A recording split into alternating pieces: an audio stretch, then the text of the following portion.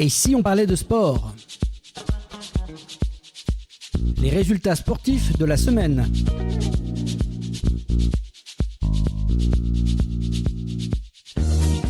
Bienvenue dans cette nouvelle chronique spéciale Info-Résultats proposée par Et si on parlait de sport.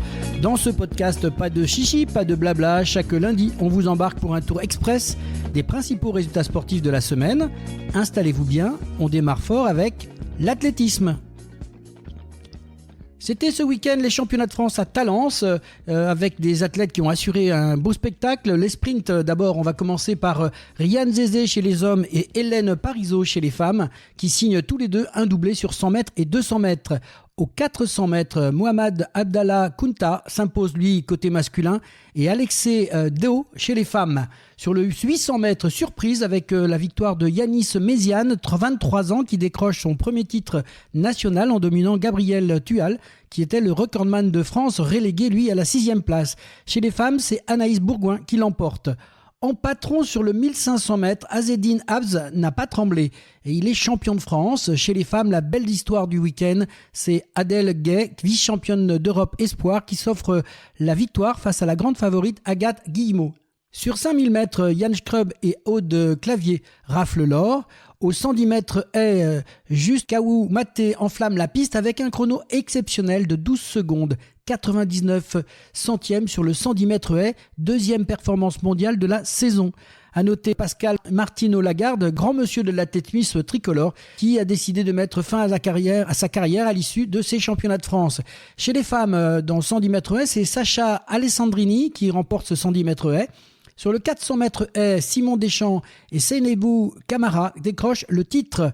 Passons aux 3000 mètres steeple avec Nicolas-Marie Daru chez les hommes et Alice Finot chez les femmes. 5e titre pour Finot qui confirme son règne national.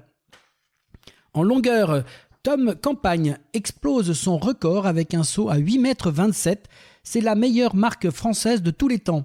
Chez les femmes, Hilary Kapska qui s'offre son 3e sacre après un saut à 6,74 m. À la perche, retour gagnant pour Renaud Lavillenie qui s'impose avec un saut de 5,82 m. C'est son 19e titre en carrière. Marie-Julie Bonin, elle, conserve son titre avec 4,63 m. Au triple saut, énorme perf pour Melvin Raffin avec 17,52 m, la deuxième marque mondiale de l'année.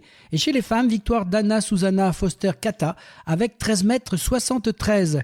Dans les lancers du poids, Frédéric Dager l'emporte avec un jet de 19,44 m et Naomi Vuta 15,27 m. Au disque, Lolason Djouban chez les hommes, 61,07 m et Mélina Robert-Michon encore et toujours là à 46 ans. Elle décroche son 24e titre national avec un lancer à 61,64 m. Au marteau, champion de France, Yann Chaussinan avec 77,50 m et Rose Loga, 67,71 m. Au javelot, champion de France, Félicé Vaya Sosaya avec 80,20 m et Alizé Minard avec 60,65 m. Combiné, il y avait de l'hépathlon avec Esther Condin-Turpin qui l'emporte le titre avec un total de 6090 points. Au décathlon, Mackenson Gletty, de retour après son opération, remporte un deuxième titre avec 8258 points. Et enfin, les marcheurs, Gabriel Bordier signe la meilleure performance de tous les temps sur 10 000 mètres, marche en 37 minutes et 23 secondes. Clémence Beretta, elle, bat son propre record de France en 42 minutes 52, signant la meilleure performance mondiale de l'année. Natation, championnat du monde à Singapour. Les Bleus ont une nouvelle fois brillé dans les bassins de Singapour avec Maxime Grousset qui a réalisé un superbe doublé. D'abord, il remporte son tout premier titre mondial sur 50 mètres papillon, une victoire éclatante. Puis samedi, il récupère sa couronne sur 100 mètres papillon en s'imposant avec autorité. De son côté, Johan Endoy Brouard, 24 ans, s'offre 2 médailles de bronze sur le 100 et 200 mètres d'eau. Notre Léon Marchand, lui, continue d'écrire son histoire. Champion du monde pour la 3e fois sur 200 mètres 4 nages en 1 minute 53 et 68 centièmes. Deuxième performance de tous les temps. Et le dimanche, il enfonce le clou en écrasant la finale du 400 mètres 4 nages, s'offrant ainsi un deuxième titre sur ces mondiaux. Dans les relais, la France termine 3e du 4x100 mètres mixte derrière les États-Unis et les athlètes neutres russes. Enfin, le relais 4x100 mètres 4 nages offre à la France sa 8e et dernière médaille, une belle médaille d'argent pour conclure la semaine. Haltérophilie en Allemagne, énorme. L'Islandais Hartford Björnsson explose le record du monde de soulevé de terre, 505 kilos, de quoi faire trembler le sol et la concurrence. En beach volley, il y avait les championnats d'Europe. Petite déception pour Clémence Vira et Aline Charmereau qui ont été battues en finale face aux Ukrainiennes Yadloun et Lazarenko. Score final 21-23, 21-18, 16-4. Pas loin du titre, mais une belle médaille d'argent quand même. BMX mondiaux de Copenhague, premier sacre mondial pour Arthur Picard, l'Australien Kennedy est deuxième, Eddy Clerté, français, prend le bronze et Joris Dodel, lui, termine aussi au pied du podium. Et bien sûr, on va parler de cyclisme avec le Tour de France Femmes avec Switz. Quelle semaine doublée de Lorena Wiebes sur les étapes 3 et 4. Kim Lecourte prend le jaune après la 5e étape. Maïva Skiban, que l'on a vu, sensation française, 2 victoires d'affilée sur les étapes 6 et 7. Étape 8, Pauline Ferrand-Prévot écrase tout sur l'étape Rennes. Dans la Madeleine, elle prend le maillot jaune. Et la dernière étape, elle conclut le tour avec une 2e victoire d'étape et le classement général. Sacrée sur le Tour de France dimanche et auréolée de 2 victoires d'étape, Pauline Ferrand-Prévot ajoute une ligne à son palmarès et écrit un peu plus de son nom dans l'histoire du cyclisme français comme mondial. Voile Fastnet Race, sur les flots, SVR Lazartigue de Tom Laperche s'impose pour la 2e fois consécutive dans la catégorie ultime.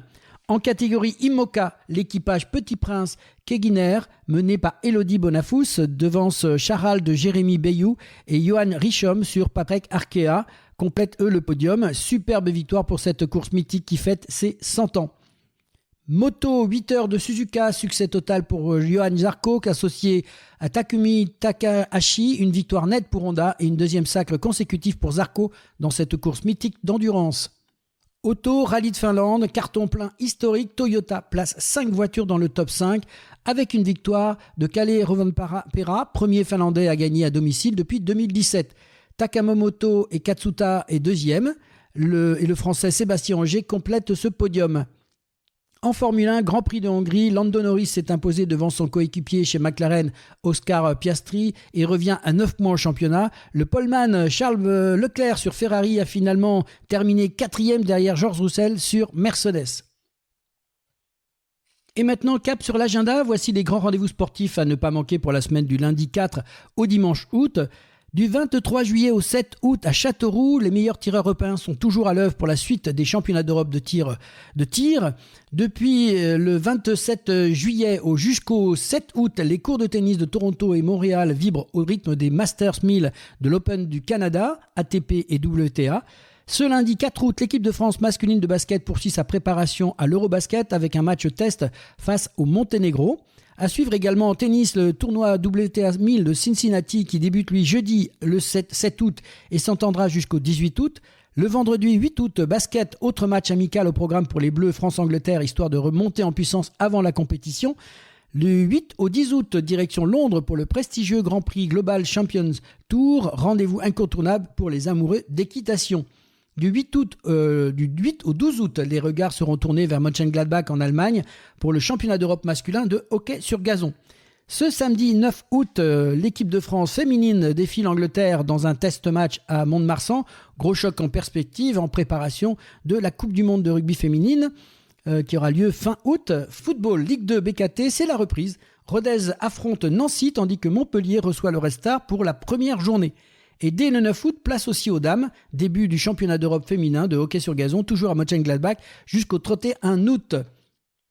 Et voilà pour ce gros tour d'horizon sportif de la semaine, des records, des titres, des surprises et surtout la passion du sport au rendez-vous.